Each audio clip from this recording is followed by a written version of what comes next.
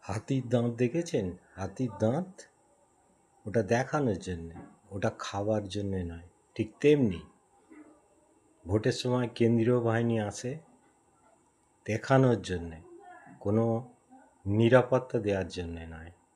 আজকে ক্যারাম খেলছে, ভোটের আগের দিন রাত্রির থেকে বাংলা মদ খেয়ে বেহুঁশ হয়ে থাকবে।